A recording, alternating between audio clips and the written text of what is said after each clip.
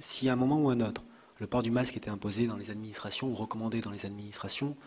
ce port de masque ne dispenserait pas l'administration d'autres précautions, comme celles qui concernent les distances entre les bureaux, le respect et la sensibilisation aux gestes et aux consignes barrières, puisque cela a été dit, et je ne fais que répéter, pour le coup, l'avis de savants, beaucoup plus savants que moi en la matière. Le port du masque ne serait pas utile, en tout cas ne serait pas efficace s'il n'était pas accompagné par le respect de ces préconisations. Mais véritablement, nous tiendrons et nous veillerons à une parfaite diffusion de l'ensemble des consignes, des recommandations et s'il y a lieu, des obligations qui seront édictées par le Premier ministre sur conseil de la CIC et du SGDSN. Je suis totalement d'accord avec vous et je dois dire que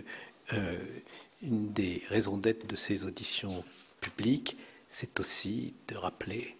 à longueur de journée qu'il n'y a pas de mesure magique. Non, ça... Et que c'est la combinaison d'une évolution profonde et assez durable des comportements et de la mise à disposition de moyens matériels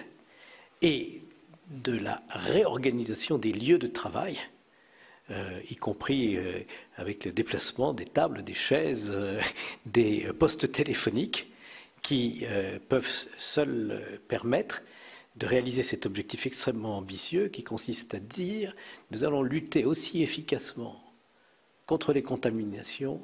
en sortant du confinement que nous n'avons pu lutter contre les contaminations par cette mesure brutale et radicale qui, par sa radicalité même, a entraîné une suspension d'une grande partie de l'activité nationale. Et donc, ça serait important qu'on entende bien ce discours très réaliste qui consiste à dire qu'entre le 10 et le 11 mai, on ne va pas passer de la nuit au jour soudainement, que le but même du déconfinement, c'est la reprise de l'activité, mais que celle-ci n'est possible que si les garanties maximales sont apportées aux Français, non seulement pour qu'ils soient rassurés, ce qui est déjà important, mais pour que leur protection